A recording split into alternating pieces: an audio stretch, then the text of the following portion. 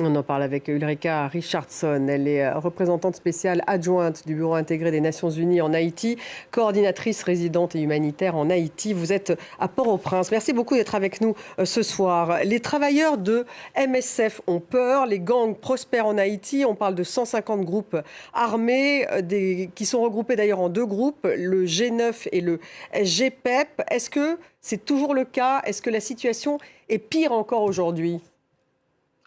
Oui, comme vous avez pu voir, effectivement, Haïti et les Haïtiens passent par une crise sécuritaire sans précédent. Et oui, on peut dire que dans les dernières semaines, c'est encore pire. Les gangs, ils sont lourdement armés, vous avez pu voir ça. Ils contrôlent de plus en plus le capital de Port-au-Prince. Et entre eux, il y a une lutte de territoire et la population est prise au milieu. Et donc, chaque jour, il y a des meurtres. Vous avez parlé des kidnappings, il y a des massacres. On a le nombre d'homicides et de kidnappings en février seulement dernier est le plus élevé depuis 5 ans, avec presque 500 victimes en un mois. Comment Et on est... donc, oui, Comment en est-on arrivé là, en un mot? excusez-moi? Comment en est-on arrivé là? Pourquoi est-ce qu'ils prospèrent aussi facilement? Bon, comme je dis, ils sont vraiment lourdement armés. Et il y a une histoire, comme vous avez aussi évoqué dans votre reportage. Et donc, maintenant, ils utilisent on peut dire, ils systématisent, par exemple, la violence sexuelle, y compris les viols collectifs. Donc, ils instillent vraiment la peur. Ils punissent la population et jugent les populations locales et surtout les femmes et les filles. Et donc, là, on a une situation que la police nationale d'Haïti, ils n'ont pas ils sont vraiment en situation difficile de protéger les populations à cause de ces gangs qui sont tellement bien armés. Donc ce que vous Et dites, pardonnez-moi, c'est que l'État haïtien, pour l'instant, n'a pas les moyens d'intervenir par l'armée, par la police, pour faire régner l'ordre. bon, comme vous savez, l'État haïtien a fait une demande à la communauté internationale en octobre l'année passée pour les aider avec une force multinationale spécialisée. Et cette force n'est pas encore ici, donc le pays est toujours en attente. Il y a une discussion au sein du Conseil de sécurité. Et entre-temps, les gangs, ils continuent leur combat, ils gagnent le territoire. Ils utilisent par exemple les enfants dans leurs opérations comme des informants. La violence seule a provoqué 180 000 personnes à quitter leur maison seulement dans le capital. Les écoles sont attaquées, les parents ont peur d'envoyer leurs enfants à l'école. Donc vraiment, il y a une situation où beaucoup des Haïtiens ils voient que la vie, c'est maintenant c'est une question de vivre ou mourir, et donc ils passent par ils sont prêts à prendre des risques très élevés pour quitter leur pays. Oui. Est-ce Euh, qu'il faut une intervention militaire extérieure avec justement sous l'égide des Nations Unies en Haïti aujourd'hui?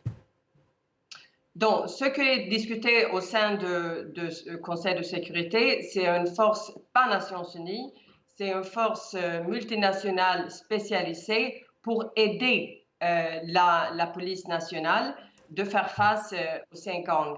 Et comme vous savez aussi, il y avait une résolution l'année passée sur les sanctions pour pouvoir arrêter le trafic des armes, le blanchiment de l'argent et les liens qui existent entre les gangs et les opérateurs, quelques acteurs politiques et quelques acteurs économiques. Mais alors, le gouvernement haïtien, en même temps, accuse le Canada de retarder la livraison de véhicules blindés. On voit qu'il y a un conflit quand même entre le Canada et les États-Unis. Les États-Unis qui sont plutôt favorables à ce qu'il y ait une intervention extérieure. Le Canada l'est beaucoup moins parce qu'il dit qu'il y a eu beaucoup d'interventions en Haïti depuis même Bill Clinton et que ça n'a pas fonctionné. Donc il y a toujours un débat pour savoir si cette force d'intervention extérieure serait efficace, si elle est légitime. Il y a un dialogue qui continue au niveau du Conseil de sécurité entre beaucoup des pays, même ici dans la région. Et donc, mais comme je disais, entre-temps, nous ici, comme Nations Unies dans le pays, sur le terrain, on continue avec les partenaires de donner une assistance à la police haïtienne, mais aussi à donner une assistance à la population. Parce que, à cause de la violence, comme vous savez, j'ai parlé de la violence sexuelle, les victimes, les enfants qui sont empêchés d'aller à l'école, mais aussi le fait que la violence a provoqué une situation de l'insécurité alimentaire. Maintenant, on a un Haïtien Mais sur est-ce que ça deux. veut dire qu'il faut donc cette intervention? Vous pensez, vous, qu'elle est nécessaire, cette intervention internationale? C'est absolument nécessaire que les gangs soient arrêtés. C'est nécessaire que la violence se réduise. Ça, c'est absolument nécessaire. Pour l'instant, pour les Haïtiens, la vie est très, très difficile. Et comme je disais, le peuple haïtien, c'est un peuple très digne. Il veut que tout le monde, la même chose. Il veut la paix, il veut une solidarité. Mais il souhaite, ce peuple haïtien, qui ait cette intervention extérieure? Quand on parle avec la population, il y a un vrai sentiment que comme ça, on ne peut pas continuer.